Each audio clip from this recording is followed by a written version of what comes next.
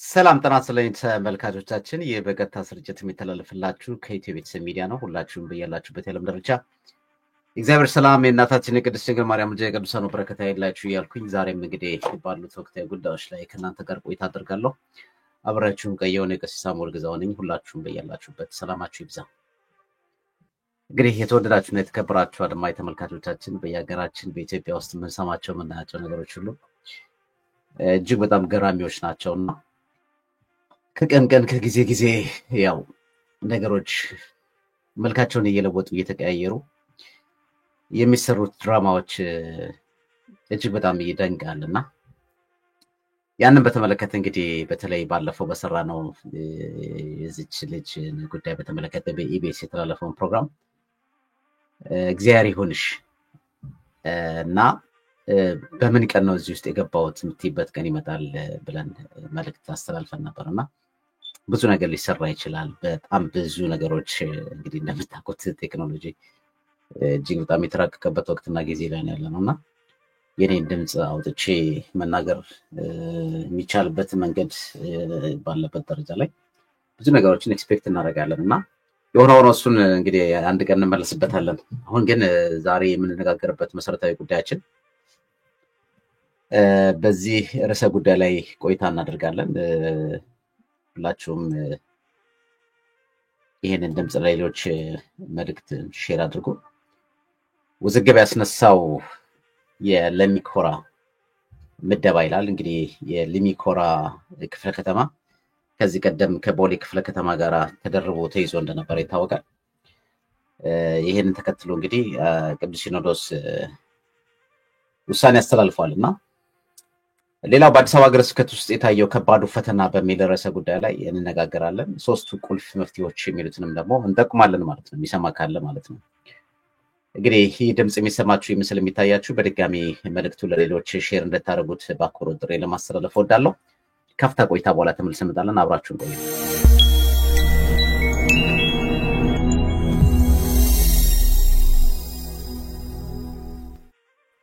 ተመልሰን መተናል። የተወደዳችሁና የተከበራችሁ አድማጭ ተመልካቾቻችን ምናልባት የዛሬ ርዕሰ ጉዳያችን ላይ ጠልቄ ከመግባቴ በፊት ሁለት ማስታወቂያዎችን ነው ለእናንተ ማድረስ እወዳለሁ። የመጀመሪያው እንግዲህ እጅግ በጣም ማከብራቸው በጣም የምወዳቸው አባት እዚህ ስክሪኑ ላይ የምታዩዋቸው ክቡር አባታችን መጋቢ አባ ገብረ ወልድ ወልደ ሳሙኤል ብርሃነ እንግዲህ በላስ ቬጋስ ኪዳነ ምህረት ቤተክርስቲያን በእውነት በቅን ቦና በቅን መንፈስ እግዚአብሔርን ከሚያገለግሉ አባቶች መካከል አንዱ ናቸው። እኚህ አባት እንግዲህ ደውል በሚል ርዕስ ላይ የንስሐ ጥሪ የሚል እንግዲህ እጅግ በጣም በአይነቱ ልዩ የሆነ መጽሐፍን አዘጋጅተዋል። ይህ መጽሐፍ እንግዲህ የሚመረቀው ወንስዴይ ረቡዕ ኤፕሪል 9 2025 ወይ ሚያዝያ 1 ቀን 2017 ዓ.ም ነው። ሮብ ለምን ሆነ ልትሉ ትችላላችሁ። እንግዲህ ላስ ቬጋስ እሁዳቸው ሮብ ስለሆነ በዛ አማካኝነት ነው። ይሄ እንግዲህ በዚህ ላይ በጣም በርካታ ሊቃውንተ ቤተክርስቲያን እንዲሁም በዚህ በላስ ቬጋስ አካባቢ ላይ የሚገኙ ማህበረ ምዕመናት የሚሳተፉበት እጅግ በጣም ልዩ የሆነ የመጽሐፍ ምርቃት ፕሮግራም ይከናወናል። እግዚአብሔር ቢረዳንና ቢፈቅድ ይሄንንም የመጽሐፍ ምረቃ ስነስርዓት በኢትዮ ቤተሰብ ሚዲያ በቀጥታ ስርጭት ለማስተላለፍ የተቻለን ጥረት እናደርጋለን። አባታችን እንግዲህ በረከቶ ብራኬ በሁላችን ላይ ድረስብን። ዛሬ ባለንበት ወቅትና ሰዓት ላይ እንግዲህ ትልቁ በእውነት ሚዛን የደፋው ምርጫ ወደ እግዚአብሔር መቅረብ ነው። እግዚአብሔርን የምናይበት መስተዋት ደግሞ ስንወድቅ የምንነሳበት፣ ያጣነውን የምናገኝበት፣ ከዛም ባሻገር ደግሞ ከእግዚአብሔር ጋር ወይም ከጌታ ጋር ያለንን ፍቅር ሰንሰለቱን የተበጠሰው የሚጠገንበት ወይም ደግሞ የተራራቀው የሚቀርብበት ልክ ሐዋርያው ቅዱስ ጴጥሮስ ወደ ውሃ ውስጥ ሰምጦ ሲገባ ጌታ ሆይ ብሎ እንደጮኸ ሁሉ ያ ጩኸት ያ ደውል ንስሐ ነውና በንስሐ ውስጥ መመላለስ ትልቁ ሚዛን የደፋ ምርጫ ነው ብዬ ነው ተስፋ ማድረገውና በዚህ መንገድ አባታችን መጽሐፍ ጽፈውልናል ማለት ነው። እግዚአብሔር ይስጥልኝ፣ በእውነት ከልብ ነው ማመሰግነው። በዚህ ላይ እንግዲህ ሁላችሁም እንድትገኙ ጥሪ ለማስተላለፍ እወዳለሁ። ሁለተኛው ከዚሁ ጋር ተመሳሳይ የሆነ ነው። እዚህ ስክሪኑ ላይ እንደምታዩት ይህም የመጽሐፍ ምረቃ ነው። ቡክ ሪሊዝ ይባላል። እጅግ በጣም የምወደው ማከብረው መምህርም ጭምር የሆነው በእውነት ቀሲስ ዶክተር መብራቱ ኪሮስ ከዚህ ቀደም በተለይ የቅዳሴን መጽሐፍን አስመልክቶ እጅግ በጣም በአይነቱ ልዩ የሆነ መጽሐፍ እንደዚህ ላይ ነው የሚሆነው እንጂ አሳያችሁ ነበረ። ልዩ መጽሐፍ አሳትሞ ነበርና አሁን ደግሞ ይሄንን ቅዳሴውን በተመለከተ እጅግ በጣም በተብራራና በቀለለ መንገድ ሁሉም ሰው ሊረዳው በሚችለው መንገድ በተለይ ምዕመናን ሊገነዘቡት በሚችሉበት መንገድ እንግዲህ አሻሽለው አውጥቶታልና ወደ ጌታ ደስታ የመግባት ሚስጥር ይላል። እንግዲህ ትልቁ ቅድም ካልኳችሁ ጋራ የሰው ልጅ ዋናው ደስታው እርካታው ወደ እግዚአብሔር መጠጋትና ከእግዚአብሔር ጋር መኖር መጀመር ነውና በዚህ ደረጃ የሚኖረው ካናዳ ነው። ነገር ግን በመላከ ገነት ቀሲስ ጥላሁን ምስካየ ኅዙናን መድኃኔዓለም ቤተክርስቲያን 2912 ኪንግ ስትሪት አሌክሳንድሪያ ቨርጂኒያ 22302 በምስካየ ኅዙናን መድኃኔዓለም ቤተክርስቲያን አሌክሳንድሪያ ቨርጂኒያ የኒቆዲሞስ ዕለት እሁድ ይመረቃል ማለት ነው። በዚህ ላይ እንግዲህ ቅዳሴ ወደ ጌታ የመግባት ሚስጥር ይሄን ሰፊ ሚስጥር የያዘውን የቅዳሴውን ስርዓት አብራርቶና ግልጽ በሆነ መንገድ አቅርቦልናል ቀሲስ ዶክተር መብራቱ ኪሮስ። በእውነት እግዚአብሔር ከባረካቸው፣ እግዚአብሔር በብዙ ጸጋ ከጎበኛቸው በትህትናም ጭምር እግዚአብሔርን ከሚያገለግል ወንድማችን መካከል አንዱ ነውና አባታችን እንግዲህ ያው ሁላችንም እንደምንገኝ ተስፋ አደርጋለሁ። እኔም እዛ አለው። በዚህ መንገድ እነዚህ ሁለት ማስታወቂያዎች ወደ እናንተ ለማድረስ እወዳለሁ ማለት ነው። ይሄን ካልኩ ዘንዳ ዛሬ የምንነጋገርበት ርዕሰ ጉዳያችን እዚህ ርዕሳችን ላይ እንደምታዩት ውዝግብ ያስነሳው የለሚኩራ ምደባ ይላልና ይሄ እንደቀላል የምናየው ነገር አይደለም። እርግጥ በዚህ ላይ ቅዱስ ሲኖዶስ የሄደበትን ርቀት በተለይ በአዲስ አበባ ሀገረ ስብከትና በቅዱስ ሲኖዶስ በቋሚ ሲኖዶስ ላይ የነበረውን ሰጣ ገባን በተመለከተ ከዚህ ቀደም የነበረውን በእውነት በአሁኑ ሁኔታ ስንመለከት ደብዳቤውን ጽፎ ነበር። እንግዲህ የለሚኩራ ክፍለ ከተማ ራሱን ችሎ እንዲደራጅ መደረጉ በቅን ልቦናና በቅን መንፈስ ላይ ነው ለተመለከተው ለቤተክርስቲያን የሚሰጠው ጥቅም ቀላል አይደለም። ምክንያቱም የቦሌና ለሚኩራ ክፍለ ከተማ ሆኖ ሲያገለግል የነበረው ጽሕፈት ቤት ለሁለት እንዲከፈል የተደረገበት ምክንያቶች ነበሩት። ቅዱስ ሲኖዶስ ካስቀመጠው ምክንያቶች መካከል ማለት ነውና እንግዲህ ብዙ አብያተ ክርስቲያናት ወይም አህጉረ ስብከትን ወይም ደግሞ ራሱን ችሎ ሀገረ ስብከት እንዲሆኑ ወረዳዎች፣ ዞኖች ሀገረ ስብከት እንዲሆኑ የሚሆኑበት አንደኛ ከመንግስት መዋቅር ጋር የተያያዘ ነው። መንግስት መዋቅሩን ለምሳሌ ወረዳውን ዞኑን ደግሞ እንደ አንድ ራሱን የቻለ ክልል በሚያደርግበት ሰዓት ላይ ከዛ ጋር ተያይዞ ቤተክርስቲያኒቷም ለስራ ምቹ እንዲሆን ክፍለ ከተማዎችንም እንደዚሁም ደግሞ ክልሎችን በዛ መንገድ ታደርጋለች ማለት ነው። ለምሳሌ እኔ በነበርኩበት ወቅትና ሰዓት ጠቅላይ ቤተ ክህነት ውስጥ 44 ሀገረ ስብከት ነበር። ዛሬ ደግሞ እንግዲህ ከዛ በላይ ናቸው ማለት ነው። ምክንያቱም በየጊዜው ለውጥ ስለሚደረግ ማለት ነው። እና አንደኛ በመንግስት መዋቅር መሰረት ክፍለ ከተማው በሁለት መከፈሉ ለአገልግሎት አሰጣጥ እንዲመች የመንግስትን መዋቅር ተከትሎ መከፈል ስላለበት እንዲሁም በጣም በርካታ አጥቢያዎችን የያዘ ስለሆነ ለአስተዳደር እንዲመች የሚል እንግዲህ ቅዱስ ሲኖዶስ ካቀረቡት ምክንያቶች መካከል አንዱ ነው። ሁለተኛው ደግሞ እንግዲህ ክፍለ ከተማው ራሱን ችሎ ቢደራጅ በተለያዩ ምክንያቶች ከስራ የተቀነሱ አገልጋዮች የሚቋቋሙበት ክፍለ ከተማ ተመድበው ስራ የሚያገኙበት እድል ይመረጣል ወይም ደግሞ ይገኛል የሚል ነው። ምናልባት ይሄንን በመፍትሄ አቅጣጫ በስፋት ወደ በኋላ መለስበታለሁ። በተለይ ሁለተኛው በእነዚህ ሁለት መሰረታዊ ጉዳዮች እንግዲህ ቋሚ ሲኖዶስ በተለይ የአሁኑ ቋሚ ሲኖዶሶች አባል ሆነው እያገለገሉ ያሉት እንግዲህ ብፁዕ ቅዱስ አባታችን እንደዚሁም ደግሞ ብፁዕ አቡነ አብርሃም፣ ብፁዕ አቡነ ዲዮስቆሮስ፣ ብፁዕ አቡነ ሳሙኤል፣ ብፁዕ አቡነ ሕርያቆስ እና ብፁዕ አቡነ ሳዊሮስ ናቸው። እነዚህ ጳጳሳት እንግዲህ አሁን ቀጣዩን የኢትዮጵያ ኦርቶዶክስ ቤተክርስቲያን ጠቅላይ ዋና ስራ አስኪያጅ እንዲሁም ዋና ጸሐፊን ቅዱስ ሲኖዶስ ዋና ጸሐፊን እንደዚሁም ደግሞ የአዲስ አበባ ሀገረ ስብከትን ጭምር ከነዚህ መካከል ውስጥ እንግዲህ ይሆናሉ ተብሎ ይጠበቃል። ማን ነው የሚለውን ነገር እንግዲህ የምናየው ነው። በዚህም ላይ ግብግቦች እንዳሉ እያየን እየተመለከትን ስለሆነ እየሰማንም ስለሆነ ማለት ነውና በጥቅሉ ግን በእነዚህ ሁለት መሰረታዊ ጉዳዮች ላይ የለሚ ኩራ ምደባ ወይም ክፍለ ከተማው ራሱን ችሎ መሄድ አለበት የሚለውን ነገር ሲኖዶስ በዚህ መንገድ ሰው መመደብ አለብን፣ ራሱን ችሎ መለየት አለበት ብሎ ወስኗል። በአንጻሩ ደግሞ ይህንን በእንደዚህ ምክንያቶች ቢሆንም ደግሞ በፍጹም ታምር መሆን የለበትም ብሎ ደግሞ የሚሉ ሰዎች ነበሩ። ይሄ እንግዲህ በወቅቱ በነበረው ቦሌ ክፍለ ከተማ አት ሴም ታይም እንደገና ሀገረ ስብከትም አካባቢ ላይ የሚያገኙትን ጥቅም የሚያገኙት እነሱ ናቸው የሚያውቁት ማለት ነው። እንግዲህ እንደሚታወቀው አዲስ አበባ ሀገረ ስብከት እጅግ በጣም ውጥንቅጥ የበዛበት በጣም ከፍተኛ የገንዘብ ዝውውር የሚካሄድበት፣ ገንዘብ ስላችሁ ለምሳሌ ሰው ሰርቶ ከሚያገኘው በላይ በሙስና በማጭበርበር በዝርፊያም ጭምር የሚካሄድበት። ምክንያቱም አንዳንድ ጊዜ እምነት ያለን ሰዎች እንኳን ልናደርገው ከምንችለው በላይ ማለት ነው በጣም ዳኛ ያጣ የምዕመናን ክስ በአደባባይ ላይ እስከሚጮህበት ደረጃ ላይ የደረሰበትን ነገር ነው። አዲስ አበባ ሀገረ ስብከት ሰውን በመቀያየር ሰውን በመለዋወጥ ብቻ ለውጥ የሚመጣበት ቦታ አይደለም በነገራችን ላይ። ምክንያቱም አዲስ አበባ ሀገረ ስብከት ከመንበረ ፓትርያርክ ጠቅላይ ጽሕፈት ቤት ጀምሮ እስከ ታች እስከ አጥቢያ ድረስ የተሳሰለ ሰንሰለት የተያዘ የሌብነትና የስርቆት መንገድ ያለበት ነው። እጅግ በጣም ለማመን ከሚከብደን በላይ ማለት ነው።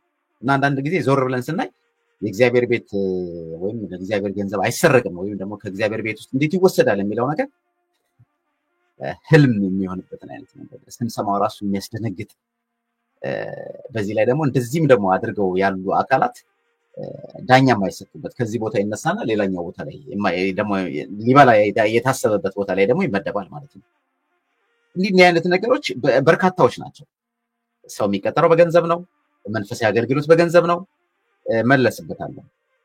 እንግዲህ እነዚህን በሁለቱ ምክንያቶች ቅዱስ ሲኖዶስ ወይም ቋሚ ሲኖዶስ ይሄ ክፍለ ከተማ ራሱን ችሎ መቋቋም አለበት እና ሰው መመደብ አለበት ካለ በኋላ የሆነው ነገር ምንድን ነው የሚለውን ነገር ስናይ ሀገረ ስብከቱ ራሱ ተቃውሞ ደብዳቤ ጻፈ ማለት ነው በቅዱስ ሲኖዶስ በቋሚ ሲኖዶስ በፍጹም ታምር መገንጠል የለበትም በሚል ማለት ነው። እዚህ ደረጃ እንዲህ አይነት ሰጣ ገባዎችን የምናይበት ከቅርብ ጊዜ የመጣ ነው። መንበረ ፓትርያርክ ጠቅላይ ዋና ጽሕፈት ቤቱ ሆነ ቋሚ ሲኖዶሱም ሆነ ሲኖዶሱ ታች ያሉትን አህጉረ ስብከቶች የማዘዝ ትእዛዝን የማስፈጸም ኃይልና ጉልበት አለው በማወቅር ደረጃ ማለት ነው። ግን አንዳንድ ጊዜ ሪቨርስ የሚሆንበት አይነት ነገር አለ። ይሄን ደግሞ የምንመለከተው ራሳቸው ለዳኝነትም የሚቀርቡት እነሱ ስለሆነ ማለት ነው። ባለፈው ታስታውሳላችሁ እዛው ሲኖዶስ ውስጥ እጅግ በጣም በሚገርም አሰቃቂ በሆነ ለመስማት ጆሮን በሚቀፍ መንገድ በአንድ ብፁዕ ሊቀ ጳጳስ የተነገረበትን ሂደት እናያለን። አዲስ አበባ ሀገረ ስብከት ምን እንደሆነ ማለት በዚህ ሁኔታ አዲስ አበባ ሀገረ ስብከት ዝርፊያ ነው ምናምን ቢባል እዛው ያሉ ጳጳሳት ኖ ብለው የተቃወሙበትን መንገድ እናያለን። በአንጻራዊ እንደገና ደግሞ ድጋሚ እንደገና እነዛው ሰዎች ኖ ያሉ ሰዎች ደግሞ እንደገና ደግሞ ይፈተሽ ተብሎ አጣሪ ሲመደብ እኔ የሚያጠራኝ ማን ነው ብሎ ደግሞ ራሱን የሚመካበት መንገድ እናያለን። እንዲህ አይነት ነገሮች ከቅርብ ጊዜ ወዲህ የመጡበትን ሁኔታ እናያለን። መዋቅሩን ያልጠበቀ ሁኔታዎች ነገሮች መንበረ ፓትርያርክ ጠቅላይ ጽሕፈት ቤት የሁሉም አህጉረ ስብከቶች የበላይ ነው። ስራ አስኪያጆችን የሚመድብ አት ሴም ታይም ዳይሬክት በኮማንድ ኦፍ ቼን ማለት ነው በስልጣን ደረጃ ከበላይ ያለ ማዘዝ የሚችል ነው። ግን አይታዘዙም። የማይታዘዙት ግን ታች ያለው ሰው አይደለም፣ ጳጳሳት ራሳቸው ለጳጳሳት ማለት ነው። እነሱ በሚፈጥሩት ኢጎ ታች ያለው ሌላ አይነት ነገር ስሜት ውስጥ እንዲያደርግ ይደረጋል። ታስታውሳላችሁ እኚሁ ነው ብፁዕ አቡነ ሄኖክን ደግፈው የመጡ ምናልባት እዚህ ፖስተሩ ላይ ቀደም እንዳሳየዋችሁ ማለት ነው። በጣም በሚገርማችሁ ሁኔታ የሆነውን ነገር ሲናገሩት እንኳን ትንሽ በጣም ይሄው እዚህ ጋር ማየት ትችላላችሁ። ባለፈው በተለይ በነበረበት ሂደት ላይ ቅዱስ ሲኖዶስ ውስጥ ገብተው ሲያስረዱ የነበሩት ለጳጳሳት ክብር የሌላቸው ማለት ነው። ክብር እንዳይኖራቸው የሚያደርጉት ራሳቸው ናቸው። በነገራችን መጀመሪያ አዲስ አበባ ሀገረ ስብከትን ጉድ ሲሰሙ የደነገጡት አካላት ከዛ በኋላ ኔክስት ዴይ ደግሞ ደህና ጉርሻ ከተሰጣቸው በኋላ እና ማባቢያ ከተሰጣቸው በኋላ ወይም ማስፈራሪያ ከተሰጣቸው በኋላ ኔክስት ዴይ አይ ሁኔታው ተጣርቶ ለግንቦት ሲኖዶስ ይመጣል ማለት ነገር የሚባል ውሳኔ የተወሰነበትን እንዲህ አይነት ነገሮችን እናያለን። እና አንዳንድ ጊዜ ራሳችን በራሳችን ላይ ነው እንትን የምናደርገውና ታዲያ ይህንን ለሚኩራ ክፍለ ከተማ መከፈል የለበትም ከሚሉት አኳያ ጥቅማቸውን የሚያውቁት አካላት ናቸው ሲጮሁ የነበሩት ማለት ነው። ጥቅማቸውን የሚያውቁት አካላት አሁን እኔ ትልቁ ነገርና ፒክቸሩ ምንድን ነው የሚለውን ነገር ስንመለከት መከፈሉ ለቤተክርስቲያናችን አገልግሎት ምቹ ሊሆን ይችላል ወይም ጠቃሚ ሊሆን ይችላል። ቅድም እንደተባለው ለምሳሌ የመንግስት መዋቅርን መሰረቱን ተከትሎ ይሄደበት በዛ መሰረት ነው። ግን እውነት ቅዱስ ሲኖዶሱ የመንግስትን መዋቅር መሰረት አድርጎ ከተማውን በሁለት መከፈል አለበት ብሎ የሚሄድ ከሆነ ሌሎቹስ ለምሳሌ አዲስ ከተማ፣ ልደታና ቂርቆስ ክፍለ ከተማ እነዚህ ሁሉ በጣም ትልልቅ ክፍለ ከተማዎች ናቸው። እነዚህ በአንድ ክፍለ ከተማ ተይዘው ነው ያሉት። ሌሎችም አሉ። በነገራችን ላይ ምናልባት እዚህ አካባቢ ላይ ኃይለኛ ገንዘብ ፍሰት ስላለና የገንዘብ ጥቅም ስላለ ገንዘብ ያለበት ላይ ብቻ ነው ፎከስ ወይስ ሁሉም ጋር ሚዛናዊ የሆነ ስራ ነው የምንሰራው የሚለውን ነገር እንደ ታዛቢ ኮት ማድረጉ ጥሩ ነው። ሲኖዶሱ ይህንን ሲያደርግ ሌሎቹንም ማየት መቻል ነበረበት። ይብዛም ይነሰም ማለት ነው። አሁን ቀደም እንዳልኳችሁ በሁለት ምክንያቶች፣ አንደኛው መንግስት መዋቅር መሰረት ክፍለ ከተማ በሁለት መከፈል አለበት። ሁለተኛው ደግሞ ክፍለ ከተማው ራሱን ችሎ ቢደራጅ በተለያዩ ምክንያቶች ከስራ የተፈናቀሉ አገልጋዮች ወይም ካህናት፣ ሰራተኞች እዛ ቦታ ላይ ይመደባሉ። ይሄ እውነት ሊሆን ይችላል የሚለውን ነገር 100% እንደማይሆን በእርግጥ ማሳየት ይቻላል። ግን ይሁን ብለን እንቀበለውና ይሄ ከሆነ በኋላ ግን ምናልባት የመፍትሄ ሐሳብ ብለን በኋላ እናመጣበታለን። ግን ቅዱስ ሲኖዶሱ ማየት ካለበት ሌሎችንም ቦታዎች ማየት ነበረበት። እንዲህ አይነት ነገሮች እንዳያሳማ ማለት ነው። እዚህ ጋር ገንዘብ ስላለን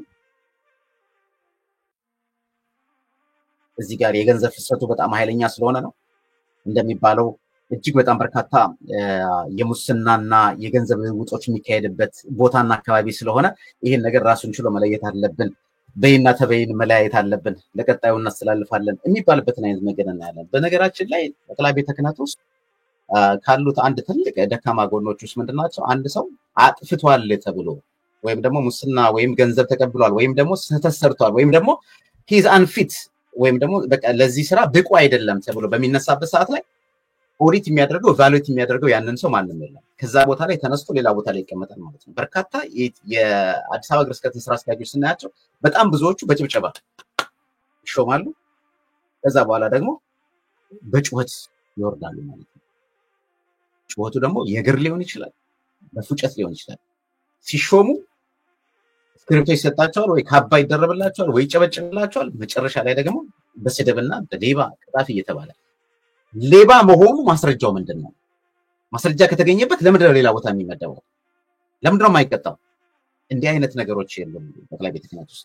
ይሄ ካለመሆኑ አንፃር የተነሳ ሁል ጊዜ ሲሾም ያልበላ ሲሻር ይቆጨዋል እንደሚባለው እንደነገርኳችሁ ከዚህ ቀደም ብዙዎቹ በጥቆማ ነው የሚመጡት፣ በቲፎዞ ነው የሚመጡት። በጥቆማና በቲፎዞ ይመጣል።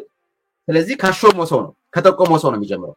የጠቆመውና ወይም ደግሞ በቲፎዞ የተመረጠው ከላይ ካህናት ከጳጳሳቱ ሊሆን ይችላል። ጳጳሳቱ ይሄንን መድብልኝ ይሄን አድርግልኝ ይሉታል። በነፃ የጀመረውን በገንዘብ ይቀጥለዋል ማለት ነው። እንዲህ አይነት ትሬንዶች ናቸው ያሉት። ይሄ ምንም የማንክደው ሀቅና እውነት ነው። ይሄንን ካለ ሲኖዶሱ እነዚህንም ነገሮች ማየት መቻል አለበት የሚለውን ነገር ለማስገንዘብ እንወዳለን። ከዛ ባሻገር ግን መከፈሉ አንደኛ ተደራሽነቱ ትልልቅ አብያተ ክርስቲያናት ስለሆኑ ተደራሽነቱ የስራ ጫና እንዳይደርብ ማድረጉ ምንም ሁላችንም የምናውቀው ነው። ግን አካሄዱ ላይ ግን ሁሉንም ሚዛናዊ የሆኑ አካሄዶች መሄድ መቻል አለብን ማለት ነው። እንደዚህ አይነት ነገሮችን ስናደርግ ገንዘብ ያለበት ላይ ብቻ ፎከስ አድርገን ሳይሆን ሌሎቹንም ማየት የምንችልበትን መንገድ አዲስ ከተማ፣ ልደታና ቂርቆስ ክፍለ ከተማ በጣም እኮ የሚገርም ነው። ሌሎችም እንደዚህ የተደራረቡ እንዳለ እንግዲህ የመረጃ ምንጮቻችን ይናገራሉ። ከዚህ ጋር ተያይዞ በጣም በሚያሳዝን መንገድ ማን ነው የተሾመው ነው? ይሄንን ነገር ተከትሎ ማን ነው የተሾመው? ብዙዎቻችሁ እንደምታውቁት እንግዲህ ይሄንን ሰው ብዙዎቻችን እናውቀዋለን። እኚህን አባት ማለት ነው ለመላከ ምህረት አባ ገብረ እግዚአብሔር ታደለ ነው። እኚህ አባት ታስታውሱ እንደሆነ ያኔ የጨረቃው ጳጳስ ሹመት ላይ በነገራችን ላይ ደሞዛቸው 35901 ነው። አንድ ብር 35,000 ብር። ይሄ እንግዲህ አበላቸውንና ጥቅማቸውንና የሚያገኙትን ከአጥቢያው ሳይጨምር ማለት ነው። አሁን አንድ ትልቁ ነገር እውነት እንነጋገር ከተባለ እዚህ ቦታ ላይ እኚህን አባት ለመሾም መስፈርቱ ምን ነበር? እኚህ አባት ስራ አልነበራቸውም ወይ? በሸገር ሀገረ ስብከት ላይ ተመድበው አልነበረም ወይ? እውነትስ ደግሞ ቅድም እንደተባለው በሁለተኛው አመክንዮ እዚህ ጋር በግልጽ እንደተቀመጠው ማለት ነው የሁለተኛውን አመክንዮ ስናይና ስንመለከት አንደኛ ራሳቸውን ችሎ ቢደራጅ በተለያዩ ምክንያት ከስራ የተቀነሱ አገልጋዮች የሚቋቋሙበት ክፍለ ከተማ ተመድበው ስራ የሚያገኙበት እድል ይፈጥራል ተብሏል። እድል የሚፈጥር ከሆነ በጀት ያላቸው አካላት እዛው አዲስ አበባ ሀገረ ስብከት አዲስ በጀት ያላቸው ከአጥቢያ ሊሆን ይችላል፣ አለቃ የሆኑ ሊሆን ይችላሉ፣ ከተለያየ ቦታ ላይ ሊሆን ይችላሉ። ከነሱ ለምን አልመጣም? አንዳንዶች እንደሚያነሱት ለምሳሌ ይሄ ሰው የኦሮምኛ ይናገራል፣ ኦሮምኛ ነው ያው ብቻ ያው ሰዎች እንደሚሉት አይደለም። እንግዲህ አንድ ኦሮምኛ ተናጋሪ ነው ይናገራል ተብሎ ነው አይደለ ከጨረቃው ጳጳሳት ውስጥ ሹመትን ያገኙት። እኛ አባት የኦሮምኛ ተናጋሪ እንኳን ቦታውና አካባቢውን ስናይና ስንመለከተው ወጣ ያለ ቋንቋው ኦሮምኛ የሚነገርበት አካባቢ ላይ እንኳን ቢሆንና ለመግባባትም ከመንግስት ባለስልጣናት ጋር ተብለን እንኳን ብናስብ ከኚህ የተሻለ በቂ የሆነ ዕውቀት ያላቸው ኦሮምኛ የሚናገሩ ሰዎች የሉም ነበር ወይ? ለምን አስፈለገ ነው ጥያቄ። ከዛ ሲቀጥል እኚህ ሰው ማለት እንግዲህ ምናልባት በጣም ብዙዎቻችሁ እንደምታውቁት በርካታ ሻሸመኔ ላይ ከ52 በላይ የሚጠጉ ባለማተቦችን ያስገደሉ በጣም ብዙ ደም በእጃቸው ላይ ያለ በብዙ ነውር የሚጠረጠሩ የሚነገርላቸው ሰው ናቸው። ስለ አንድ መነኩሴ በዚህ ልክ ወጥቶ እንደዚህ መናገር ትንሽ ሊከብድ ይችላል። እውነት እየደረና ይላል ግን ምን እናርገው? ከባድ ነው። እኚህ አባት አንድ መነኩሴ ማለት ሞተናል። እኚህ አባት ሚሊዮነር ናቸው። ታስታውሱ እንደሆነ ከዚህ ቀደም በአንድም በሌላም የተለያዩ መረጃዎችን ስናቀርብ ነበር በዚህ ሚዲያችን ላይ ማለት ነው። በመረጃችን ሂደት ውስጥ በጣም ትልቅ ህንፃና ፎቅ አላቸው ቤት ማለት ነው። ይሄንን ፎቅና ህንፃ ያከራዩት ደግሞ ዘጸአት ለሚባል በጣም በሚያሳዝን መንገድ ስንሰማው ራሱ በጣም ነው የሚደንቀው በእውነት እግዚአብሔር ይመስገን። እና እኛ አባት ዘጸአት ለተሰኘ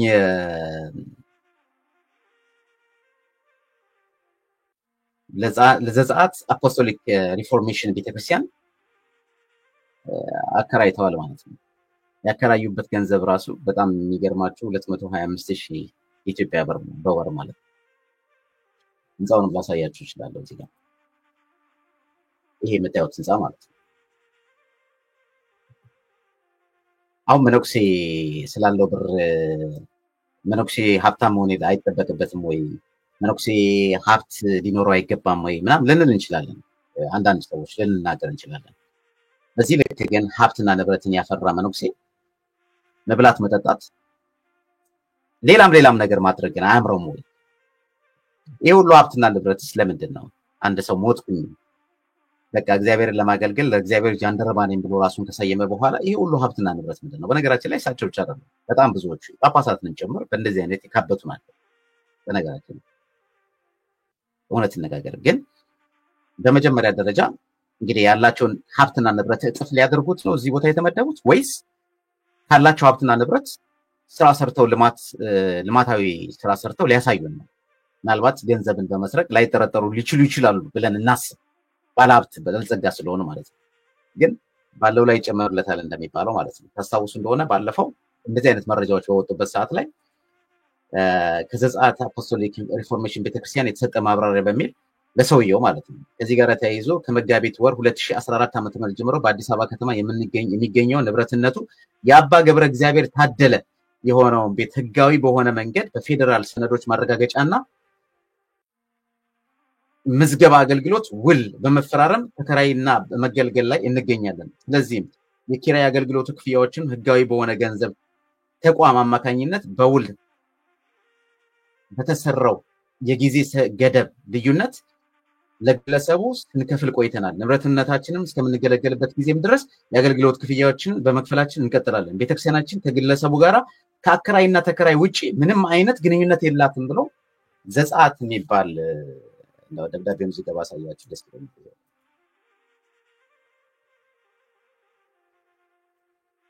እዚህ ጋር ላሳያችሁ።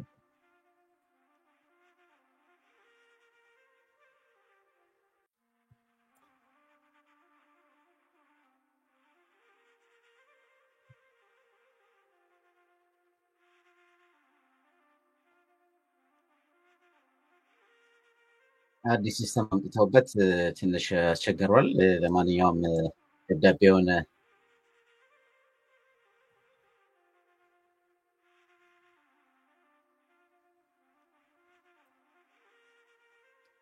እዚህ ጋር አሳያችኋለሁ ደብዳቤውን። ለማንኛውም እሺ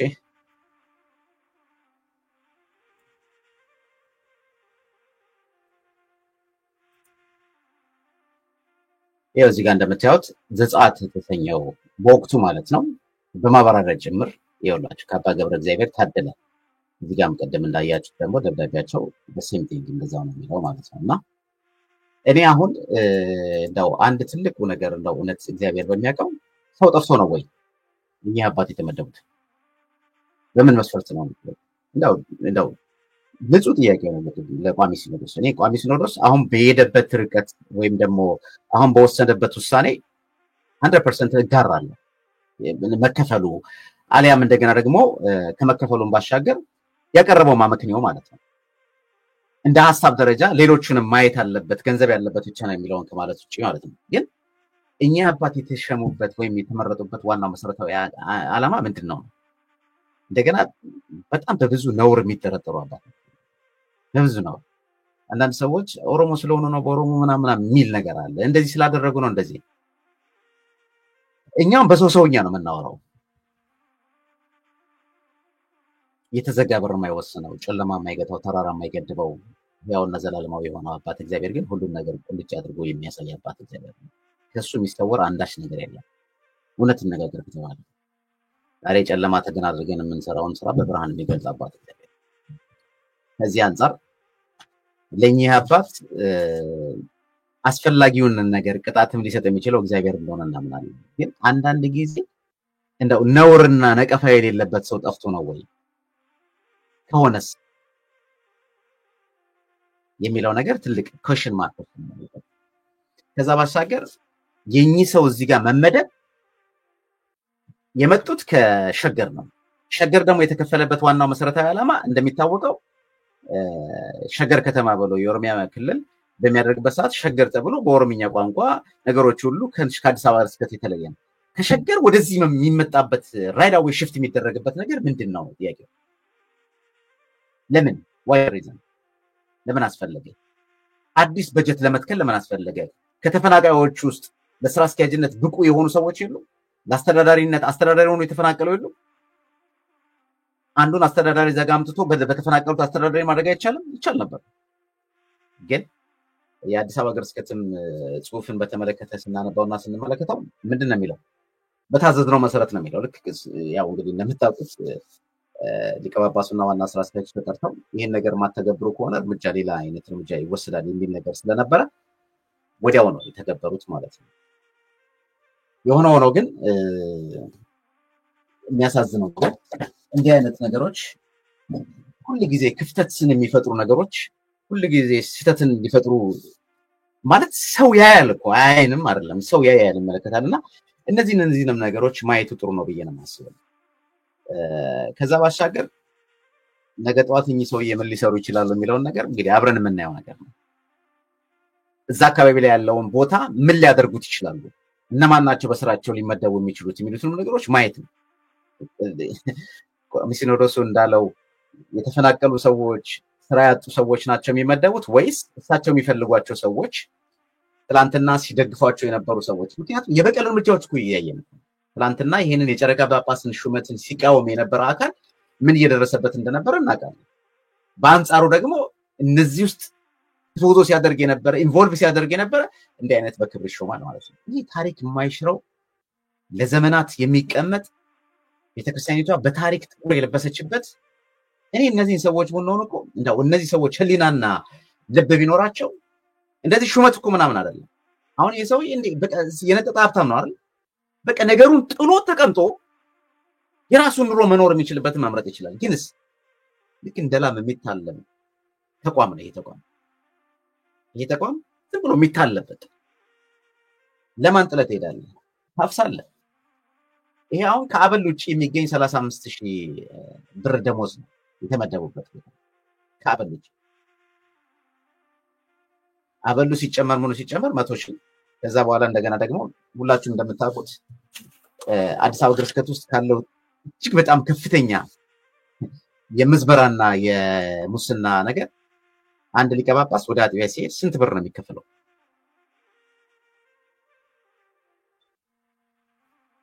ከሀገረ ስብከት ውጪ የሆኑ ሊቀ ጳጳስ ስንት ብር ይከፈላቸው? ስራ አስኪያጁ ስንት ብር ይከፈለዋል? ለስራ አስኪያጁ ለሀገረ ስብከቱ ጳጳስ ከዚህ ከሀገረ ስብከቱ ሊቀ ጳጳስ ባሻገር ሀገረ ስብከቱ ስራ አስኪያጅ ሀገረ ስብከቱ ሊቀ ጳጳስ ሆኖ የጳጳሱ ልዩ ጸሐፊ ስንት ይከፈለዋል? በትረሙዜ የሚይዙት ስንት ይከፈላቸው? ሹፌሩ ስንት ይከፈለዋል? ቁጥሩን እንጥራው። በአንድ ንግስ ሄዶ ስለተሳተፈ በርካታ ሺዎችን በእጁ ይዞ የሚመጣ ከሆነ ስለዚህ አንድ ስራ አስኪያጅ አሁን የቦሌም ብለው የዚህም ምንድነው ስሙ የለሚ ኩራ ስራ አስኪያጅ ክፍለ ከተማ ስራ አስኪያጅ የሆነ አካል አንድ አጥቢያ ላይ ሲሄድ አጥቢያው ለዚህ ሰውዬ የሚሰጠውን ገንዘብ አስቡት እና they are make money ለክርስትና ለጋብቻ ለፍታት በአማካኝ በትልቅ ደብሮች ውስጥ ምን ያህል ይከፈላል? ለሁሉም አገልግሎቶች ለፍታት አንድ ሰው በቃ ክርስትና ልጅን አስነሳለሁ ብሎ ቦሌ መድኃኒዓለም ላይ ቢሄድ ወይም ደግሞ ትልልቅ ደብራት ላይ አድባራት ላይ ቢሄድ የሚጠይቀው ገንዘብ እኮ በጣም ዘገናል። እኔ በቃ በጋብቻዬም በቅዱስ ቁርባን ነው መፈጸመው ብሎ በጋብቻ በተክሊል ነው መፈጸመው ብሎ ቅዱስ ሥጋውና ክቡር ደሙን ተቀብዬ ነው ጋብቻዬን መፈጸመው የሚለው አካል አንዳንድ ጊዜ የፈለገበት ቤተክርስቲያን እንኳን ማድረግ የማይችልበት አይነት አጋጣሚ ይፈጠራል። ለምን? ከሚጠይቀው ገንዘብ አንፃር ሲታይ ማለት ነው። ያለው ሊያደርግ ይችላል፣ የሌለውስ እንግዲህ እንድንበት ዘንድ የምታስተምረውን ትምህርት ማለት ነው። እንድትድንበት ስጋዬን የበላ ደሜን የጠጣ የዘላለም ሕይወት አለ ከሚጠፋው ዘር ሳይሆን ከማይጠፋው ዘር የተወለድንበትን ክርስትና ሀብተ ወልድ ሀብተ መንፈስ ቅዱስ በአብ በወልድ በመንፈስ ቅዱስ ተጠምቀን ልጅነትን የምናገኝበትን ስርዓት ለመፈጸም የምትጠይቀው ገንዘብ እጅግ በጣም ከባድ ነው። አዲስ አበባ ሀገረ ስብከት አጥቢያ ውስጥ ዘመድ ሞቶብህ አንተ አገልጋይ ሆነ ያንተ አገልግሎት ዋጋ የለውም ካልከፈልክ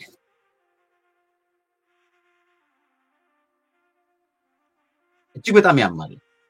እጅግ በጣም ነው የሚያማው። አገልግሎቱ ጠቅላላ በገንዘብ የተተመነ ማለት ነው። ወዳጅ ያለው ዘመድ ያለው ብቻ የሚያገለግልበት። እንደው አንድ ቪዲዮ ላሰማችሁ ታውቃላችሁ። እውነቴን ነው የምነግራችሁ። በጣም ነው የምትፈቀዱ ልባል ይችላል። መቅደሱ ሞልተናል። በስጋ ዘመዶቻችን ሞልተናል። የስጋ ዘመድ የሌለው እኮ አሁን ለመቀጠርም እየተቸገረ ነው አይደል? ለመቅረብ እንኳን በመስዋዕቱን ለማገልገል እንዴ ክርስቶስን ለማገልገል ፈጣሪን እንዴት ዘመድ ከሌለህ ልባል ይችላል። እውነት ለመናገር ጌታዬን ለማገልገል እንዴት በጉቦ ገባለሁ? ገንዘብ ከፍዬ እንዴት ገባለሁ? ይሄ እኮ በእንስሳ በላም በበሬ ቤተ መቅደሱ መሙላት ማለት ያደለ እንዴ? በተገዛ ላም በተገዛ በሬ ሞላ ነው እኮ መቅደሱ። ከዛ በኋላ መጥቶ ምን ይሆናል? ጉቦ ከፍሎ ገብቶ ጉቦ ተቀባይ አይደል የሚሆነው? በዘረኝነት ገብቶ ዘረኛ አይደል የሚሆነው? ሌላ ምን ሊሆን ይችላል? ወገኖች እንዲህ እኮ አይደለም። የእግዚአብሔር መቅደስ አይቀለድበትም። በመቅደሱ ከቀለድን እግዚአብሔር በህይወታችን የሚጫወቱብን አጋንንትን ያሰለጥንብናል። አትጠራጠሩ። በመቅደሱ ኃጢአት ከነገሰች በሰው ልጆች ላይ መከራ ይነግስባቸዋል። በመቅደሱ ግፍ ከነገሰ ግፍ ከታየ እግዚአብሔር ዓለምን የግፍ መድረክ ያደርጋታል።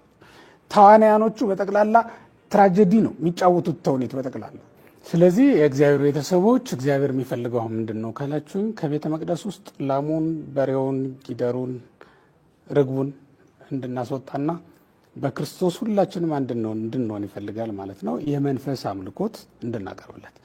ምክንያቱም በወንጌል ምን ተብሏል? በዮሐንስ ወንጌል ምዕራፍ 4 ላይ አምላካችን ኢየሱስ ክርስቶስ በመንፈስ የምትሰግዱበት ዘመን ይመጣል አላለንም እንዴ? በመንፈስ እንመላለስ። የቤተ መቅደስ ሹመት መንፈሳዊ ነው። በመንፈስ ነው ልንሾመው የሚገባ። የቤተ መቅደስ አገልግሎት መንፈሳዊ ነው።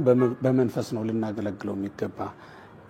ከስጋ ሀሳብ ከስጋ አሰራር ነፃ ይሆን። ስጋችን ማገልገያ ነው፣ እዛ ውስጥ ሌላ ነገር የለውም ማለት ነው። ስጋችን ልናገለግልበት መቆማችን በስጋ በአጸደ ስጋ ስለሆነ ቤተ መቅደሱ በአጸደ ስጋ እንድናገለግልበት የተፈቀደልን ስለሆነ ብቻ ነው የምንገባው እንጂ እውነት ለመናገር ይሄ መንፈሳዊ ቤት ነውና መንፈሳዊ ስራ እንዲሰሩ ነው የታዘዙ። በመጨረሻ ግን ምን ሊላቸው ፈልጎ ነው? አሁን ጌታ ይህን ሁሉ ነገር ያደረገው ለምንድን ነው ከተባለ ከዚህ በኋላ የሚያመጣውን ለማምጣት ነው እንጂ እውነት ለመናገር አሁን እዚህ ቤተ መቅደስ ውስጥ ክርስቶስ መስዋዕቱ ነው የሚቀርብ ይመስላችኋል? ባሮጌው መቅደስ ውስጥ እኮ ክርስቶስ መስዋዕቱ ነው አልቀረበም። ቀራንዮ ላይ ነው እንደምታውቁት መስዋዕቱ ነው የቀረበው። አሁን እሱ ሊቀ ካህናት ሆኖ እዚህ የሚሾም ይመስላችኋል? እንደዛ አይደለም። የእሱ ሊቀ ካህናትነት የተገለጠው በቀራንዮ ላይ ነው። መስቀል ላይ ያየ ነው የተገለጠው እና እዚህ ላይ አይደለም። በጎች ላሞች በታረዱበት በተሰዉበት ቦታ ላይ አይደለም። እዚህ ቦታ ላይ አይደለም የቆመው። ግን ለምንድን ነው ታዲያ? እንደዛ ከሆነ ለምን አልተዋቸውም? ይሄን ንቆ ለምን አልተውም? እንዳልተወለደበት ሁሉ አሁንም ሲያስተምር ለምን ንግዱን አልተወላቸውም? የንግድ ቤት እንዲያደርጉ ዝም ብሎ አልተወላቸውም ከተባለ እሱ አይደለም ዋናው ዓላማው። ከዚህ በኋላ የሚጠይቁትን እንዲጠይቁት ነው። ይሄንን ስታደርግ ምን ምልክት ታሳየናለህ አሉት ይላል።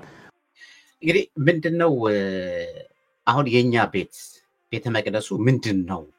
ማን ነው በፈሪሃ እግዚአብሔር የሚያገለግለው? ገና ስንጀምር ቤተ መቅደሱ አገልግሎት ከመጀመራችን በፊት ቤተልሔም ለመግባት የነበረንን መንፈስ ዛሬ ምን አይነት መንፈስ ነው ያለን? በየትኛውም ዓለም ላይ ያለን አገልጋዮች ማለት ነው። እጅግ በጣም ከባድ ጊዜ ነው አሁን ያለንበት። እውነት ነው የምነግራችሁ። አዲስ አበባ ሀገረ ስብከት ውስጥ የሚታየው ነገር እጅግ በጣም ውጥንቅጥ የሆነ በቃ ከባድ። በአዲስ አበባ ሀገረ ስብከት ውስጥ የታየው ከባዱ ፈተና ቀላል ላይ ይመስላል። በቅርቡ አውደ ምሕረት ላይ የሰበካ ጉባኤው ሊቀመንበር ወጥቶ አለቃው የዘረፈውን ገንዘብ ወይም ደግሞ የዘረፈውን ዘራፊ እንደሆነ ቀማኛ እንደሆነ ቢከስም ሄዶ ማንም የሚሰማው እንደሌለ። ምክንያቱም አንድ ምዕመን ዳኝነት እኮ አጥተዋል። ምዕመናን እኮ በአጥቢያ ቤተክርስቲያን ውስጥ ዳኝነትን አጥተዋል። እኔ ግን በጣም የሚገርማችሁ ነገር እንደው ይሄን ድምጽ የምትሰሙ ትውልድ ኢትዮጵያና ኢትዮጵያውያን የእግዚአብሔር ምሕረት የእግዚአብሔር ቸርነት ባይታከልበት ኖሮ ይህ ህዝብ እምነቱን መቀየር ይህ ህዝብ ትላንትና የሚሰጠው በቃ ንፉግ ሆኖ አልሰጥም ቢል ቤተክርስቲያን ሄዶ የሚያስቀድሰው በቃ አላስቀድስም እነዚህ ካህናት በቃ የሚያደርጉት ነገር ብሎ አለማለቱ የእግዚአብሔር ቸርነት እኮ ነው። እውነቴን ነው የምነግራችሁ የእግዚአብሔር ቸርነት እንጂ እኮ የሚሰማው ነገር እጅግ በጣም ጆሮ ጭው የሚያደርግ እኮ ነገር። እስኪ ስሙት ይሄን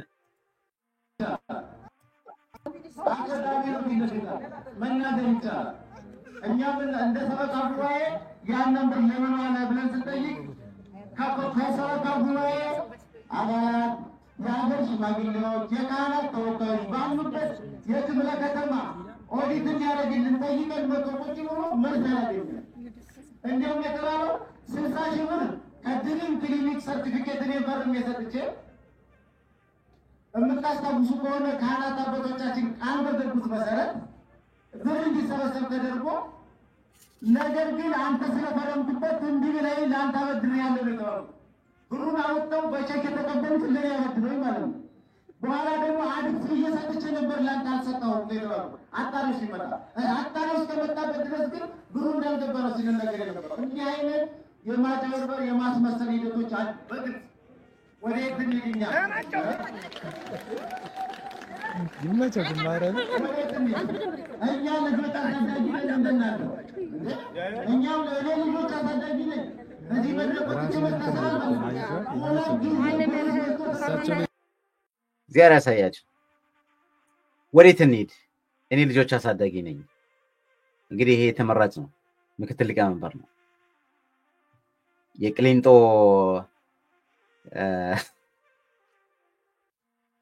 ቅዱስ የዘረፉትን ሲያቃል ይጥላል ቅሊንጦ ቅዱስ ገብርኤል ምናምን ቤተክርስቲያን መሰለኝና በምክትል ሊቀመንበሩ ሲገለጥ ይላል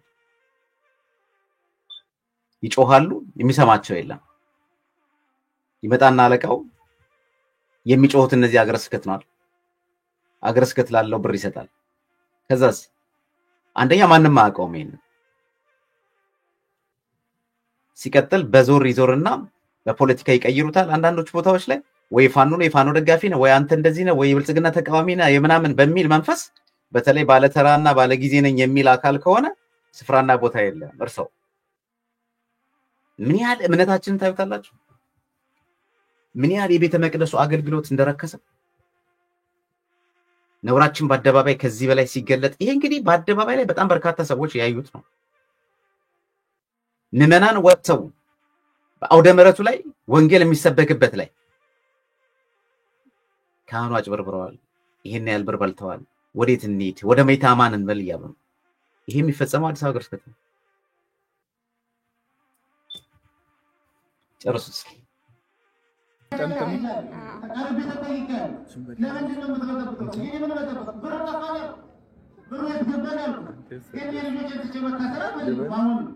እናንተ ቢሆን በተረጋጋ መልኩ መጠየቁ ተገቢ ነው ግን አመትን የሚያነሳሳ ነገር እንዳይሆን ጥሩ አይደለም ለምን ሁላችንም ጥሩ ስለነበረ እናንተ ጠይቃችሁ ጥያቄ እሱ ያነሳሳው ሊባል ይችላል ወይም ደግሞ ወደ ሆነ ካህን ነው የሚሄዱ እንደዛ እንዳይሆን ጥያቄው ተገቢ ጥያቄ ነው ሰው ጥያቄ ስጠይቅ እሱ መያዣ መንገድ ነው የሚፈልገው ጥያቄ ስጠይቅ መከሰስ ነው ምስክር እዚህ አለ የእነሱ አደረጃጀት አለ መሰካሪ ራሳቸው ናቸው ሀኛው ጎን ግን ምዕመናን የተባለው እንደዚህ ሲገናኝ ከሆነ ከጎናችን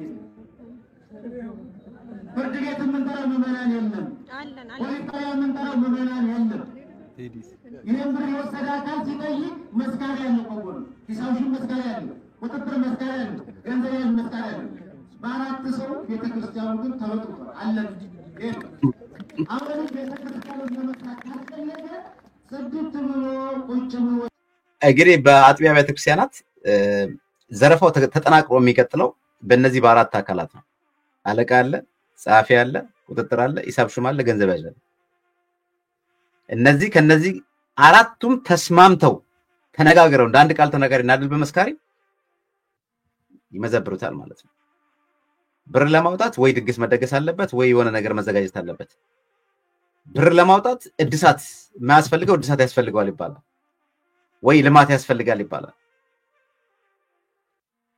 አቤት እኔ እንደው ይሄ ህዝብ ስንቱ ነገር ይችላል ይሄ እንደዚህ እንዳለ ተመለከታላችሁ አይደል በርካታ አሁን ያሉት ሚዲያዎች የኛንም ጨምሮ በርካታ ሚዲያዎች ገንዘብ ይለምናሉ አብያተ ክርስቲያናት ህንጻ ሊሰራ ምናምን እንደዚህ ምናምን አይደል ህዝብ ይሰጣል ይሄንንም እያየ ይሰጣል እንደዚህ ህዝብ የዋህ እንደዚህ ህዝብ ደጋለ በእውነት ታዲያ በዚህ ህዝብ ጸሎት አይደለም እንደ ያለ ነው ይሰቀጥጣል እኮ ቤተክርስቲያኒቷ እየታመሰች ነው የሚለው እኮ በአዲስ አበባ መስከት ላይ የታየው ከባዱ ፈተና ቀደም እንደነገርኳቸው አንድ ሰው ወንጀል ይሰራል ጥፋት ያጠፋል ከዛ በኋላ ቢነሳ እንኳን በስንት ጩኸት ለምን ተነሳ እዚህ ቦታ ላይ እንዲያደርጋል ተብሎ ሪከርድ ተይዞበት እኔ ብላክ ሊስት ምንለው ማለት ነው በተለያዩ ቦታ ላይ ለምሳሌ ስንቀጠር ከአንድ ቦታ ላይ ይሄ ሰውዬ እንደዚህ ያደርጋል ብሎ የተደረገበት እንደ ዲሞሽን እንኳን ላይክ እንደ ስልጣን ዝቅ የሚባል ነገር እኮ የለም ቀደም እንዳልኳችሁ ትላንትና በብልጽግና ከተማ ሲወደድ የነበረው ከተማ ላይ ያሉት አብያተ ክርስቲያናት በጣም ገንዘብ አላቸው የሚባሉት ዛሬ ከተማ ላይ ሰው ስለሌለ አባሮ ብልጽግና ስለጨረሳቸው ከተማው ገጠር ሆኗል አሁን ራቅ ያሉት ላይ ነው ስራ እየተሰራ ያለው ራቅ ያሉት አሁን ይሄ ያልኳችሁ አዲስ ክፍለ ከተማ የሚባለው ይሄ አሁን የለሚ ኩራ ክፍለ ከተማ እጅግ በጣም የሚበላበት የሚለው ራቅ ያለ ነው ወጣ ያለ ነው ሰው ሁሉ እየሰፈረው ወደዛ ነው ማለት ነው መሃሉማ ያው እንደምታዩት ህንጻ ነው ያዘው ልክ እንደ ሙዚየም የሚጎበኝ ነው የሚሆንበት ሰንበት ተማሪ የለ አገልጋይ የለ ምዕመኑ ከርቀት አንዴ ምናልባት ያሳደገኝ ብሎ ሊመጣ ይችላል እንደ ገብርኤል ያሉት ከዚህ አንፃር እንደው በእውነት እንደው እጅግ በጣም በሚያሳዝን መንገድ በዚሁ አንፃር ደግሞ በደል የሚደርስባቸው ካህናት አሉ ከስራ የሚፈናቀሉ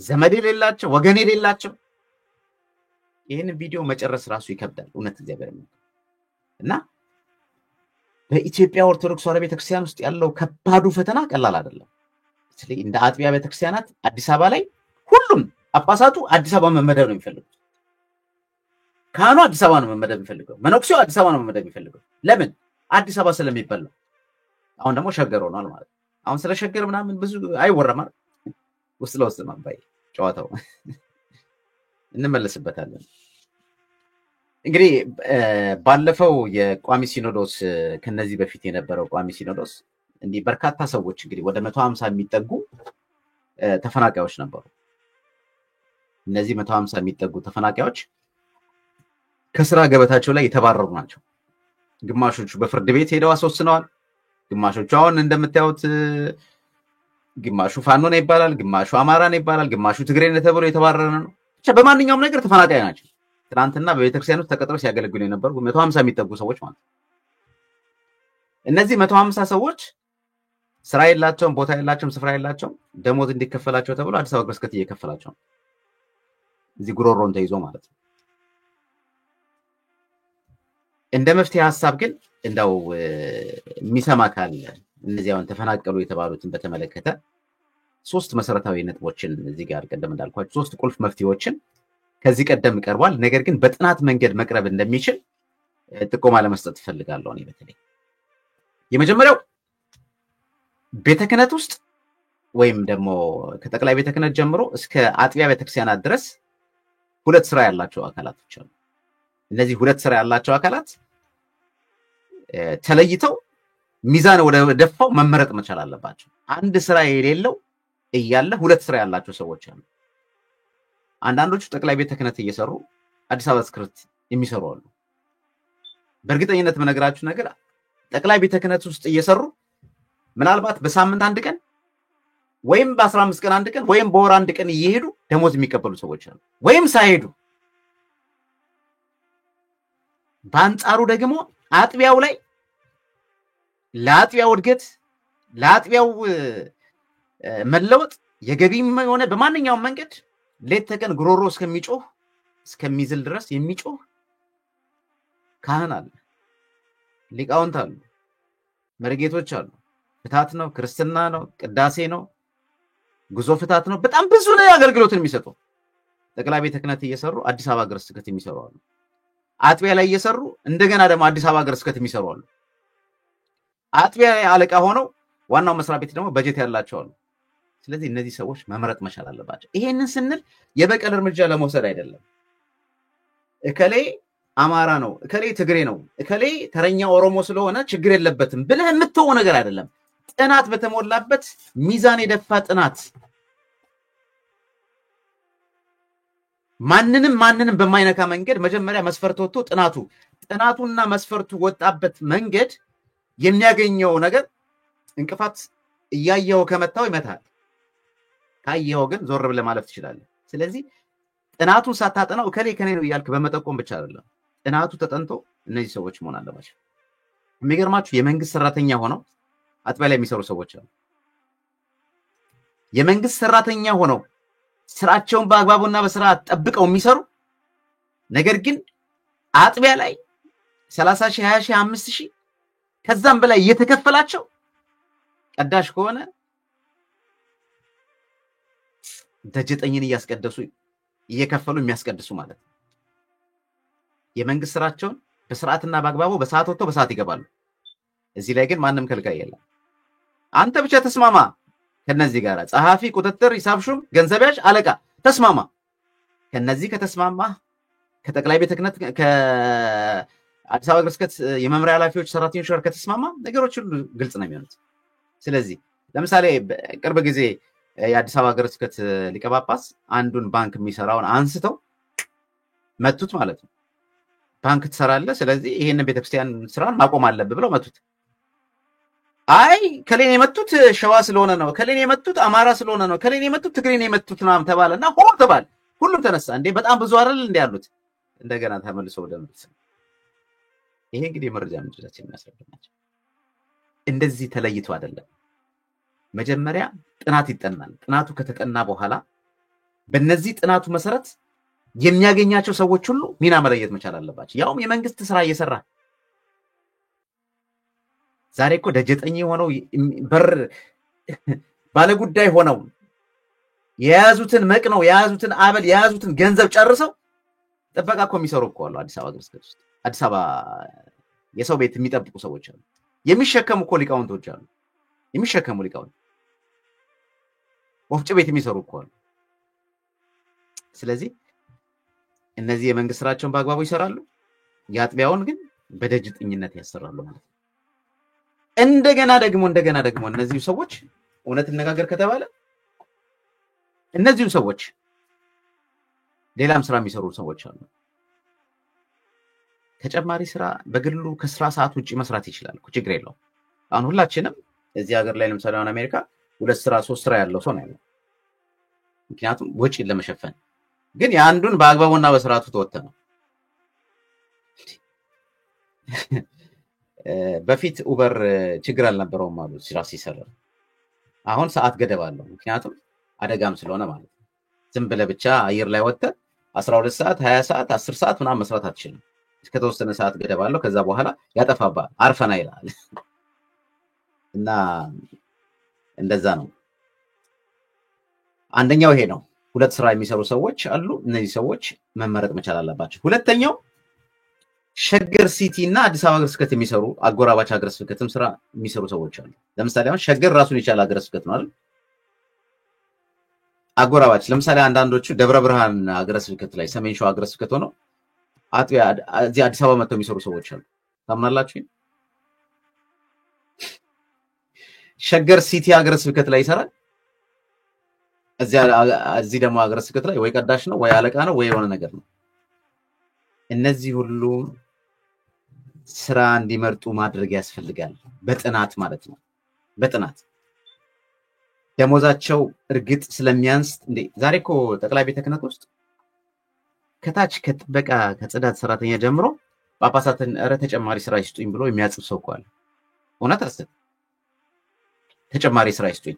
ልክ እንደ አበል ሄደ እንደመታፍሰው አይደል? እንግዲህ ተመልከቱት፣ ገቢ ይገባል። ከፍተኛ የሰው ኃይል ቁጥሩን ተመልከቱ። ቤተ ክህነት ውስጥ በሴት የሚሰራው ምን አይነት ስራዎች ናቸው? የሉም ማለት አይደለም፣ ሊኖር ይችላል። በጣም ውስን ስራዎች።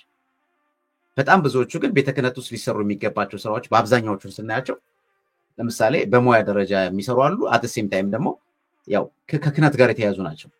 አሁን አምሳሌ አጥቢያ ቤተክርስቲያን ላይ ስታይ በጣም በርካታ ሴቶች ይሰራሉ።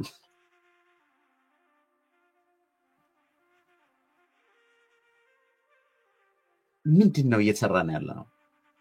አንድ አጥቢያ ላይ የሚቀጠረው ሰራተኛ ብዛት ምንድነው? አንድ ሰባኪ አንድ አጥቢያ ላይ 8-7 ሰባኪ አለ። ከዛ ብለው አሁን ምክትል አስተዳዳሪ፣ ምክትል ጸሐፊ፣ ምክትል ሂሳብ ሹም፣ ምክትል ቁጥጥር ምናምን የሚል ልክ የንብላው ቤት አይነት ነገር። እነዚህ ነገሮች ሁሉ በጥናት ተጠንተው ደሞዝ ለምሳሌ ተገቢውን ደሞዝ አንድ ሰው በቃ ተገቢውን ደሞዝ ሊያገኝበት ስታንዳርድ የሆነውን ደሞዝ ማለት ነው። የተቋም ስታንዳርድ። አሁን የመንግስት መስሪያ ቤት ራሱን የሆነ ስታንዳርድ አለው አይደል? ለጽዳት የሚከፍለው ለምን የሚከፍለው ስታንዳርድ አለው። ልክ እዚህም ስታንዳርድ ይወጣለት። እርግጥ የኛ ቤት ሴንትራላይዝድ ስላልሆነ አከፋፈሉ ማለት በአንድ ተቋም ላይ ስላልሆነ ገንዘብ ያላቸው አብያተ ክርስቲያናት በጣም ብዙ ይከፍላሉ። ስለዚህ ሰዎች ሁሉ መሄድ የሚፈልጉት ብዙ የሚከፍልበት ቦታ ነው። እኔም በሆን የምመኘው እንደዛ ነው። ያ የሚሆነው ምንድነው? ወጥ የሆነ ነገር ስለሌላት ማለት ነው የተከለለ። ስለዚህ እንደዚህ አይነት የተደራረቡ ነገር ያላቸው ሰዎች በጣም መስተካከል መቻል አለባቸው በጥናት ጀምሮ ማለት ነው።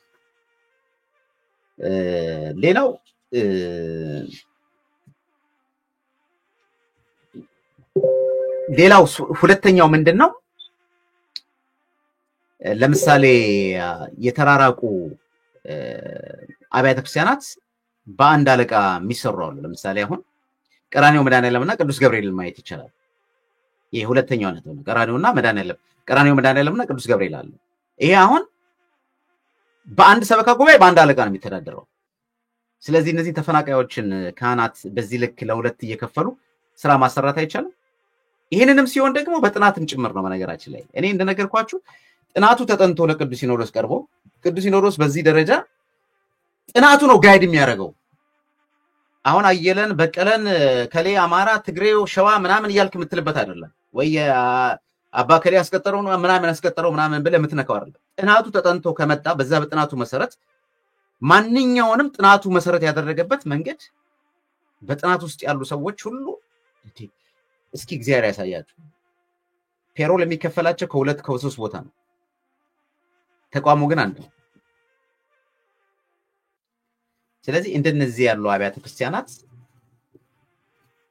አንደኛ ስራውንም ለማቀላጠፍ የተነሳ እነዚህ ተፈናቃዮችን የተራራቀውን በአንድ አለቃ የሚሰራበትን ሁለት አለቃ አድርገውና ሁለት ሰበካ ጉባኤ አድርገው በዛ መሰረት መስራት የሚችሉበትን መንገድ እኔ እንደ አንድ ሳምፕል ለቀራኔው በናለ ለምን ቅዱስ ገብርኤል አልኩኝ እንጂ ሌሎችም በጣም በርካታዎች ናቸው ያሉት። እንደዚህ ሶስተኛውና የመጨረሻው ብዙዎችን የሚያስፈራው የሚያስደነግጠው ጡረታ ማውጣት ነው። እንግዲህ እድሜያቸው ያለፈውን እነዚህን አሁንም የበቀል እርምጃ ከሌን ስለጠላው ከሌ አማራ ስለሆነ ከሌ ትግሬ ስለሆነ ከሌ ሸዋ ኦሮሞ ምናምን ስለሆነ ሳይሆን በቃ በመንግስት መስሪያ ቤት ውስጥ ጡረታ መውጣት ያለበት ሰው ስፔሲፊካሊ የተነገረለታል አይደል? ስፔሲፊካሊ የተቀመጠ አለ። እዚህ ጋር ስደርስ ጡረታ ትወጣለህ። እነዚህን ሰዎች ጡረታ በማውጣት ጥናት ተሰርቶ ቢወጣ ቤተክርስቲያኒቷ አንደኛ ተፈናቃዮችን እነዚያውን ተፈናቃይ አየር ላይ ያሉትን ሰዎች ማምጣት ይችላል። ግን እነዚህ ሲባል ግን እነዚህ ጥናቶች ሲጠኑ በእነዚህ ጥናቶች ውስጥ መጀመሪያ በደጅ ጥናት ውስጥ ያሉ ሰዎች ወይም ደግሞ ተፈናቃይ ሆነው የተፈናቀሉ ከስራ ገበታቸው ጋር እንትን ብለው አየር ላይ ያሉ ደሞዝ የሚከፈላቸው ማይከፈላቸው ተለይቶ እንጂ እነዚህን ሰዎች አድርገህ ጡረታውን ለምሳሌ የሚወጣውን አውጥተህ አዲስ ቅጥርና ምደባ ምናምን ብለህ ማስታወቂያ ወጥተህ ወይም ማስታወቂያ ሳታወጣ በዘመድ የምትሸሙበት ከሆነ ያማ ያስኬድ። ቀደም እንዳልኳችሁ ሁለት ቦታና ሶስት ቦታ ምናምን አንተ ሁለት ቦታ ተወዳለህ አንተን አንስተ ቅጥር እናደርጋለን ካልክ አደጋ ነው የሚሆነው። ስለዚህ እነዚህ ሁሉ መቆም ያለባቸው ስራዎች ናቸው። ከዛ ሲቀጥል ምናልባት እነዚህ በተለይ ሁለት ስራዎች የሚሰሩት ጠቅላይ ቤተ ክህነት ላይ ሆነው አጥቢያ ላይ የተመደቡት እንዴት ነው የሚባልበትን ነገር ስናይና ስንመለከት መነሻ አለው። ይሄም የመጣበት በብፁዕ ቅዱስ አባታችን አቡነ ጳውሎስ ዘመን ነው። እንግዲህ እኔም እዛ ስለነበርኩ ከታሪክ ማህደርም እንደምናውቀው እነዚህ ሊቃውንት ጉባኤ ያሉ አካላት በቀድሞ ስማቸው ዛሬ በጣም ብዙዎቹ አርፈዋልና እነዚህ ሰዎች በጣም በሚገርማችሁ ሁኔታ ሄደው እንዲያስቀድሱ የሚያስቀድሱበት ቦታ በቃ ለትምህርት እዛም ሄደው እንዲያገለግሉ እንዲያስተምሩ በጣም በትንንሽ ብር ተመደበው ነበር። ለምሳሌ ኡራኤል የተመደቡ ቅዱስ ኡራኤል ቤተክርስቲያን የተመደቡ ነበሩ። እንደነ ክንፈ ገብርኤል አልታይ የሚባሉ ሊቅ በእውነት እነ መላከ ታቦር ሌሎችም እነዚህ እነ መጋቢ ምስጢር የሚባሉ በጣም የተለያዩ ሊቃውንቶች ነበሩና እነዚህ ሊቃውንት ጉባኤ ያሉት በትንሽ ብር እንዳው ለኪስ አበል እና አልዋንስ የምትባል ማለት ነው በዚች የተጀመረች ነገር ናት። እንግዲህ አድጋ እጥፍ እየሆነች ጠቅላይ ቤተ ክህነት ላይ መመሪያ ኃላፊ የሆነው አይግድ የለም እኔም እዚህ አንዱ ቦታ ላይ ሰባኪ ወንጌል ወጣለሁ የዚህን አበል እጥፍ የሚከፈላቸው ከጠቅላይ ቤተ ክህነት 50,000 እየተከፈለው ከአጥቢያ ቤተክርስቲያናት ደግሞ 30,000 እና 25,000 የሚከፈላቸው ሰዎች አሉ። ይሄ እንግዲህ እናንተ እንትናችሁ ልትመረምሩበት የሚገባ ነውና ከዚህ አንፃር ሀገረ ስብከቱ እና ይሄንን ጉዳዮቹን በጥናት ተጠንተው በተለይ ቋሚ ሲኖዶስ ይሄንን ነገር አጥንቶ ወይም ሲኖዶሱ አስጠንቶ በዚህ መንገድ እነዚህ ሶስት ቁልፍ መፍትሄዎቹ በተለይ አየር ላይ ያሉትን ተፈናቅለዋል የሚባሉትን ሰዎች መመደብ የሚቻልበትን መንገድ ያመቻቻል ብዬ ነው የማስበውና ከዚህ አንፃር አዲስ አበባ ሀገረ ስብከት ውስጥ ያለውን ከባዱን ፈተና በተመለከተ ዛሬ እንደዚህ ተናግረን የምንተወው አይደለም። በእርግጠኝነት የምነግራችሁ ነገር በተለይ በዚህ በቋሚ ሲኖዶሱ እየታየ ባለበት ሂደት እንግዲህ አሁን ግንቦት ላይ ሊደረግ የታሰበውን ነገር ታውቃላችሁና በዚህም ደረጃ ሰፊ እንቅስቃሴዎችን እናደርጋለን። በመረጃና ማስረጃ የተያያዘ ነገሮችን ወደ እናንተ እናቀርባለን ማለት ነው። ይሄ እንግዲህ በትላንትና ዕለት በነበረው የሮቡ የቋሚ ሲኖዶስ ውሳኔ የተወሰነ ነው። በነገራችን ላይ የለሚኩራም ሆነ እሳቸውም እንዲመደቡ ክፍለ ከተማም እንዲሆን የሆነበት ምክንያት ማለት ነው። ከዚህ ጋር ተያይዞ ምናልባት ብፁዕ ጠቅላይ ዋና ስራ አስኪያጅ አቡነ አብርሃም አንድ ጥያቄ አቀርበው ነበር። እንግዲህ በመወረጃቸው አካባቢ ላይ ያቀረቧቸው ጥያቄዎች አንደኛው ወድቅ የሆነባቸው ለምሳሌ የመሬት ቅድን በተመለከተ ሰዎች መመደብ አለባቸው ባለሙያ ብለው ያቀረቡት ነገር እሱ ወድቅ ሆኖባቸዋል። በአንጻራዊ ደግሞ እንደዚሁ ከመወረዳቸው እንግዲህ ኦልሞስት የቀራቸው ወር ነው 2 ወር አካባቢ ነው። የመኪና ግዥም ሂደትን ለመምሪያ ኃላፊዎች እና ለምክትል ጠቅላይ ዋና ስራ አስኪያጅም ጭምር የሚሆኑ ለመምሪያዎች የመኪና ግዥን ጠይቀው ነበርና የመኪና ግዥን በተመለከተ ቋሚ ሲኖዶስ ይሄም ግልጽ ያልሆነ ያልተብራራ እንግዲህ ከአባይ ባንክ ይመስለኛልና ባልሳሳት ማለት ነው በዚህ ደረጃ የቀረበለትን እንትን ውድቅ አድርጎታልና ምንድነው እንዴት ነው ውድቅ የሆነው የሚለውን ነገር ደግሞ ስንመለከት ግልጽ የሆነ ማብራሪያ ወይም ደግሞ ግልጽ የሆነ ነገር አልመጣም ነው የሚሉት። እንግዲህ እንደዚህ ነው የሚለው የሚገዛበት የገንዘብ መጠን ክፍያና ሂደቱንም ያላመላከተ መኪናዎቹም ተገዝተው ለማን እንደሚሰጡ በዝርዝር ያልገለጸ እንዲሁም ከባንኩ ጋራ የሚኖረው ዝርዝር አፈጻጸም ሁኔታ በአግባቡ የሚገልጽ ሰነድ ተዘጋጅቶ ያልቀረበ ስለሆነ በአጠቃላይ ሂደቱ ግልጽነት የጎደለውና አጠራጣሪ በመሆኑ ቋሚ ሲኖዶስ ውድቅ አድርጎታል ይላል ማለት ነው። እንግዲህ ይሄ ነገር ይሆናል ተብሎ የተገመተው ከአባይ ባንክ ጋር ነበር ማለት በብድር መልክ ለጠቅላይ ቤተ ክህነት ምክትል ስራ አስኪያጅ ጀምሮ ለመምሪያዎችም ጭምር መኪና እንዲገዛ ማለት ነው። ይሄንን ውድቅ አድርጎታል። እንግዲህ ከዚህ ጋር ተያይዞ በስተመጨረሻ ደረጃ እንደዚህ አይነት ነገሮችን የሚያደርጉበት ሁኔታ ምን እንደሆነ ባላቅም ያው እኔ አሁንም ደጋግሜ የምናገረው 6 ወር ሲቀራቸው ብዙ ጊዜ እንደዚህ አይነት ጠቅላይ ዋና ስራ አስኪያጅ ሊሾሙ ከታች ጀምሮ ከመዝገብ ቤት ስራ እንታዘዝም የሚሉ ናቸው የሚበዙት። አሁን ደግሞ እሳቸው 1 ወር 2 ወር ነው የቀራቸው። እንደ አይነት በጣም ከባድ የሆኑ ውሳኔዎችን በሚያቀርቡበት ሰዓት ላይ በቋሚ ሲኖዶስ ደረጃ ነው እንግዲህ ውድቅ የተደረገባቸው። እንደምታውቁት ያው ሲኖዶስ ዋና ጸሐፊው የሉም፣ የሚያግዝም አብሯቸውም የሚቆም የለም። እንግዲህ ሁሉም በአንድ ቃል ተናጋሪ እንዳንድ በመስካሪ መሰለኝ ውድቅ ያደረጉባቸው። የሆነ ሆኖ በዚህ ደረጃ ነው ያለው። ግን ቋሚ ሲኖዶሱ በወሰነበት ውሳኔ በተለይ የክፍለ ከተማው መለየት ሌሎችንም ማየት እንዳለበትና የተመደበውም ሰው ደግሞ አግባብና ስርዓት ያለበት ጥያቄ ውስጥ የሚገባም ከመሆኑ አንፃር የተነሳ እነዚህን መታየት መቻል አለባቸው። ሌላው በአዲስ አበባ ሀገረ ስብከት የታየውን ከባዱን ፈተና በተመለከተ እነዚህ 3 ቁልፍ መፍትሄዎቹን በጥናት ላይ ተጠንተው የሚሆንበትን መንገድ ቢመቻች በጣም በርካቶች ስራ ማግኘት የሚችሉበትን አት ሴም ታይም እንደገና ደግሞ የግድ ቦታው ክፍት ስለሆነ ስራ መመደብ አለበት ብቻ ሳይሆን አንዳንድ ጊዜ ያሉትንም ሰዎች ደሞዛቸውን እየጨመሩ ስራዎች መሸፈን የሚቻልበት ምክንያት የጠቅላይ ቤተ ክህነቱን ስራ መናቀው እኮ ነው። እውነት ነገር ሁሉም ነገር ወጣ ሲባል ነው የሚታየው። እዛም ላይ ያለ ለምሳሌ መንግስት መስሪያ ቤት የሚሰራ ሰው ስራ ሰራም ስራም ኖርም አልኖርም በሰዓት ትገባለህ። ጠቅላይ ቤተ ክህነቱ ሰዓቱን ጠብቆ የሚገባ ማለት በሰዓቱ ገብቶ የሚፈርም ማለት እና እነዚህ ነገሮች ሁሉ መስተካከል ያለባቸው ናቸው። እንግዲህ አድማጭ ተመልካቾቻችን ለዛሬ የነበረን ፕሮግራም ይሄን ይመስላል። ሁላችሁም መልእክቱ ለሌሎች ሼር አድርጉት። ሚዲያችን እንዲጠናከር ከጎናችን በመቆም ለምትረዱን ለምትደግፉን ከወዲሁ ከልብ ለማመስገን ወዳለሁ። የረዳንና የደገፈን የአባቶቻችን አምላክ እግዚአብሔር ስሙ የተመሰገነ ይሁን። ሰላም ሁኑ። ሰላም ቆዩ።